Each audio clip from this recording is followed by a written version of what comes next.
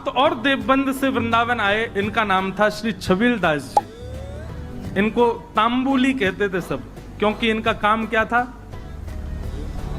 बीड़ी बनाना, तांबुल पत्र आदि सब समेट करके और बीड़ी बना कर। अच्छा, पूरे जहां कहीं भी रस भाव से ठाकुर जी की सेवा होती है, अनेक स्थानों पर महाराज जी बीड़ा का भोग लगता, पर हमारे वृंदावन में बीड़ी का भोग लगा, बीड़ी छोटी छोटी।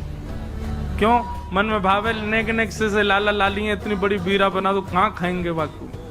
नेक नेक से बीड़ी बनाओ, छोटी छोटी बीड़ी बने।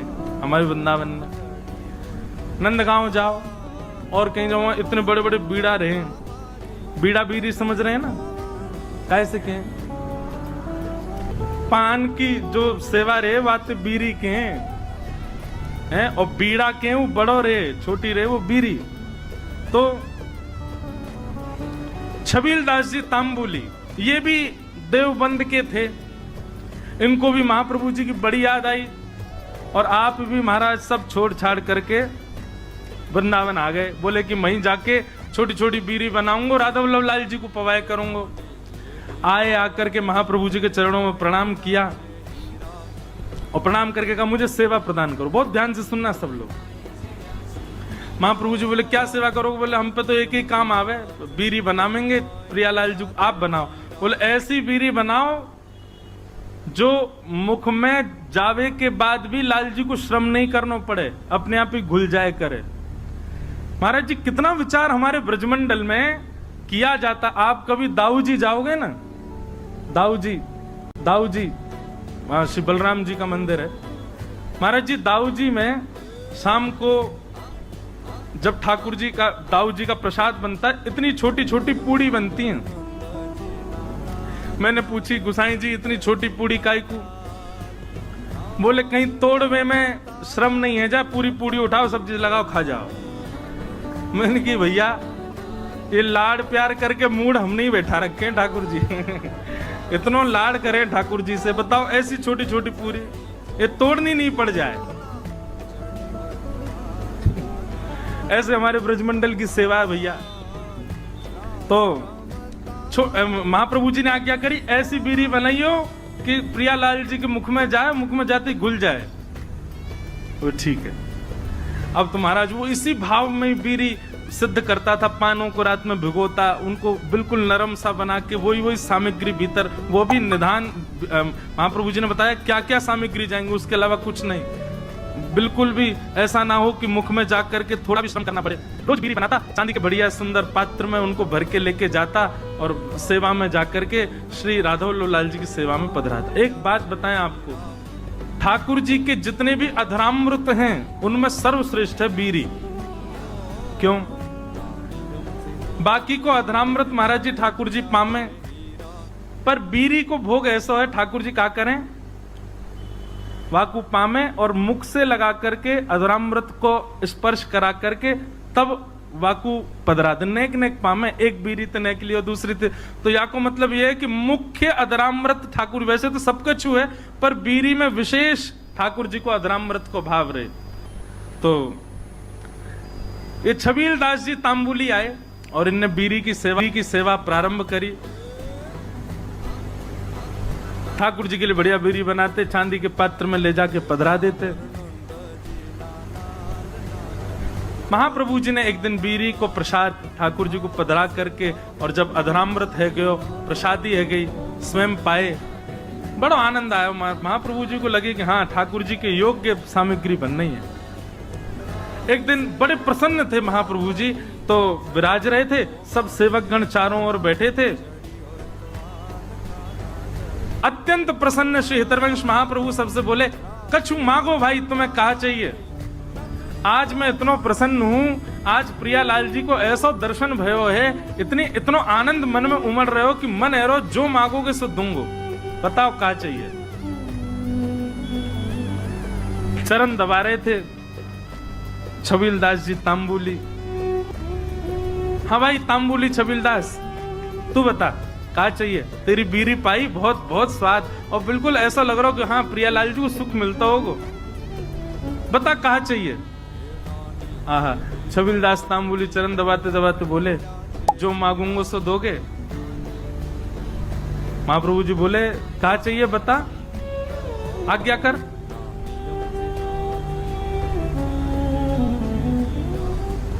सावधानी से सुनो, बता क्या चाहिए।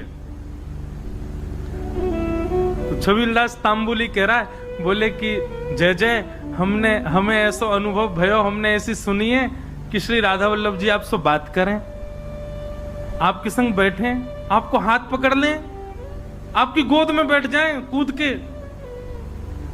ऐसा सुख मोह कब मिलेगा? ये मौसम बात कब करेंगे? ये मेरो हाथ कब पकड़ेंगे? ये मेरी गोद में कब बैठेंगे? मेरे हाथन से बीरी कब पामेंगे? आपको देना है तो महाप्रभु जी बस यही कृपा कर दो, राधा वल्लभ लाल जी प्रत्यक्ष काउदना मेरे सामने प्रकट हो जाएं और जैसी लीला आपके संग करें, मेरी गोदी में भी कूद के बैठ जाएं एक दिन, मुझको भी वो सुख मिले, ऐसा अनुग्रह कर दो। महाप्रभु जी प्रसन्न भाव में संध्या के लिए जा रहे थे और जाते जाते वो ऐसे ही बोल गए, चल ठीक है दियो, राधा वल्लभ जी कृपा करेंगे तो पे, और चले गए जमुना जी। कोई ऐसा भी नहीं कि विधि विधान से बैठ के आशीष दिया हो, उठ के जाते जाते बोल गए चल दियो, कृपा करेंगे। नेत्र सजल है, बोले अब कब होगी कृपा ये तो जाने नहीं, पर गुरु आज्ञा है तो निश्चित कृपा होएगी। स्नान ध्यान करके वो भी बीरी की सेवा तैयार सिद्ध करने लगो, और बीरी सिद्ध करके महाराज जैसे ही लेकर के राधा वल्लभ जी मंदिर में आयो, संयोग से कोई भी नहीं मंदिर में, अकेलो छबीलदास तांबुली बीरी भोग लेकर के भीतर गयो, ढूंढने लगो, कोई सखी मिले, सहचरी मिले, कोई सेवक मिले तो दम भैया अंदर पधराए दो। जैसे ही समीप गयो तभी कहा देखो युगल सरकार, दोनों एक दूसरे गले में गलवैया डाले तांबुली को देख करके मंद मंद मुस्कुरा रहे हैं, और मंद मंद मुस्कुरा करके श्री जी इशारों कर रही है, इतकुआ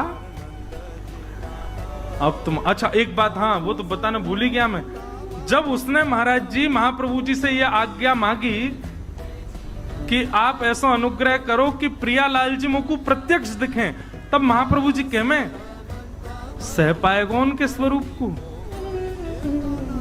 वो अगर प्रकट है गए तो उनके स्वरूप माधुरी, रूप माधुरी को झेल लेगो ना, झेल लेगो तो को आशीष दूंगा। तो मैंने कही रूप देखने के बाद झेलनो ही ना है, प्राण निकल जाए, बस रूप दिख जाए एक बार, वाक्य बात। अच्छा क्योंकि एक बात बताएं, सहचरी भाव में और अंतरंग भाव में प्रियालाल जी तो अपनी लीला करते हैं, आपको तो बस प्रवेश मिल जाता है, और कहीं उनकी छवि देख करके आप बेहोश हो गए तो कई जगह महाराज जी हमारे वृंदावन रस रीति में उसको अपराध माना जाता है। आपने जरूर अपनी गुरु निष्ठा में कोई कमी छोड़ी होगी, जरूर अपनी निष्ठा भाव, इसीलिए आप उस छवि के भाव को सहन नहीं कर पाए। इसलिए महाप्रभु जी ने कहा झेल लेगो, झेल पावेगो स्वरूप को। छबीलदास बोलो आप कृपा करोगे तो सब संभव हो जाएगा। तो महाप्रभु जी कहेगा हाँ ठीक है होगी कृपा। आज जैसी आयो, और आज महाराज बस थोड़ी देर पहले की बात है, महाप्रभु जी कह के गए कृपा की, इतने में ही वो बीड़ी लेके आयो, इतने में तो कृपा है गई, प्रिया प्रियतम साक्षात खड़े वहां के सामने, श्री जी इशारा कर रही है इतकुआ। छबीलदास के 2 बार तो नेत्र बंद भये, हाथ पाम वाके होश में नहीं, ठंडो पड़ गयो पूरा, कभी इतकू जावे कभी उतकू, बस गिरवे ही वारो। इतने में ही वाने महाप्रभु जी को स्मरण किया, इतने में महाप्रभु को स्मरण करते तुरंत चेतना आ गई, मानो गुरु ही कृपा करके ये बल दे रहे हैं कि प्रिया प्रियतम को देखो, उनकी बिना कृपा के देखे ही नहीं पाओगे वह स्वरूप को। छबीलदास सामने खड़ो है, अब कहां बोले ठाकुर जी से। ठाकुर जी तो मंद मंद मुस्कुरा रहे हैं, श्री जी कह रही हैं जोर से मत मुस्कुरा दी, प्राण निकल जाएंगे आके, ऐसी छवि ठाकुर जी की। ठाकुर जी बोले खड़ो ही रहेगो, कछु करेगो भी। छबीलदास बोलो मुंह पे तो कछु आ भी ना, कहा करूं जय जय। बोले कहा करूं, कहा वो दूर डिबिया लेके खड़ो बीरी की, इतकुआ बीरी पवा। अब वो गयो महाराज, हाथ पांव कांप रहे वाके, ऐसे डिबिया खोल के और ठाकुर जी के आगे पधराई दी। ठाकुर जी बोले बाबरो ये बिल्कुल ही, अरे निज कर सो उठा बीरी और मुंह में पवाए दे, इतना विलंब काय को करे। जैसी बीरी उठाए करके ठाकुर जी के सन्मुख करी। ठाकुर जी इशारों के नहीं, पहले श्री जी को पवा। श्री जी ने बीच में से बीरी आधी तोड़ करके मुख में लाई, बोले अब अधरामृत मुंह को पवा। जैसे ही पवायो महाराज, वो छवि निहार करके कौन सुध में रह सके। बस वही बात छवि को देखतो प्रिया प्रियतम लीला कर रहे हैं। अद्भुत छवि को दर्शन करते करते छबील दास तांबुली ने वहीं प्राण त्याग दिए, ठाकुर जी में विलीन है गए। बोलो श्री राधा वल्लभ लाल की। क्या समझ में आई बात? भजन के प्रताप से, आपके भाव के प्रताप से कभी प्रिया प्रियतम दिख भी गए तो देखवे की सामर्थ्य और वास में कहा करनो, ये सामर्थ्य भी गुरु प्रदान करेंगे। या हमारी गुरु शरणागति लो भैया। गुरु आज्ञा के बिना या गुरु कृपा के बिना प्रिया प्रियतम दिख गए तुम झेले ही नहीं पाएंगे। और फिर का फायदा वास स्वरूप को देखवे को, जाके काजे हमने सबका चुकियो, वही के प्रति हमारा भाव नहीं रह पायो।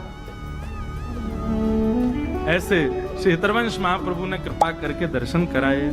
जय जय राधा वल्लभ हित हरि वंश, जय राधा वल्लभ हित हरि वंश, जय जय राधा वल्लभ हित हरि वंश, जय राधा वल्लभ हित हरि वंश, जय जय राधा वल्लभ प्यारो हरि वंश, जय जय राधा वल्लभ प्यारो हरि वंश, जय जय राधा वल्लभ प्यारो हरि वंश, जय राधा वल्लभ प्यारो हरि वंश, जय जय श्री वृंदावन